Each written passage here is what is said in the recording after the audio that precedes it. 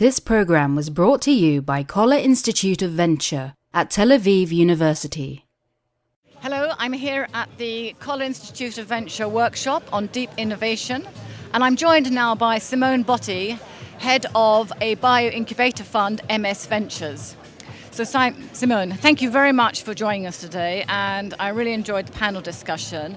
And I wanted to ask you the position and role of accelerators and incubator funds in the venture capital model or in the ecosystem. Are they appropriate for every industry, and are they the missing link?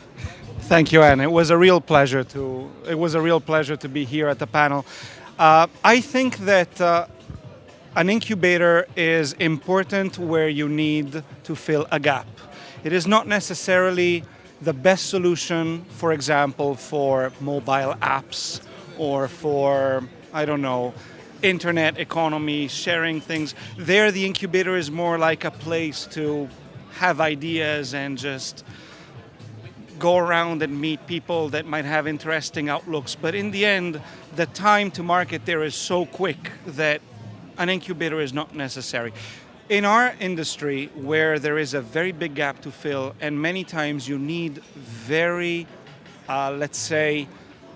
hands-on approaches to develop a technology, an incubator might be what is missing, not between academia and the VCs, but what is missing to bring a company to the next stage where it can be funded. Our incubator is a VC incubator, so we provide the missing link, and more corporate VCs are getting into this.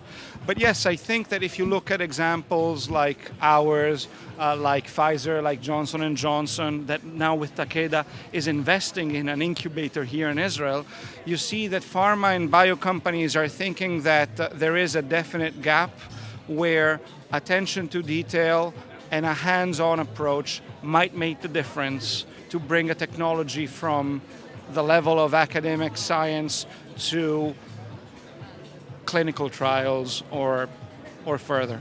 So is this helping to bridge this Death Valley, the translational type of research that we heard in the discussions today? Is that what you might do, or help them get through that? Yes, it's one of the things we do.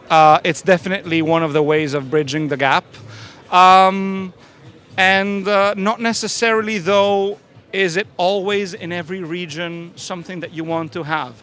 You need to have a very high density of early stage innovations and a paucity of capital in the gap region. So it might work. It works well in Israel. It works well probably in Boston. It works well in San Francisco, and it works well in places where you have clusters. It needs to be in a place where there is enough infrastructure and there is enough modules of the ecosystem that can also, in the relay race, pick up what you have produced in the incubator and move it forward. Okay, like passing the baton on to the next person. Yes, exactly. Thank you very much indeed. Thank you, Simone. Thank you. This program was brought to you by Coller Institute of Venture at Tel Aviv University.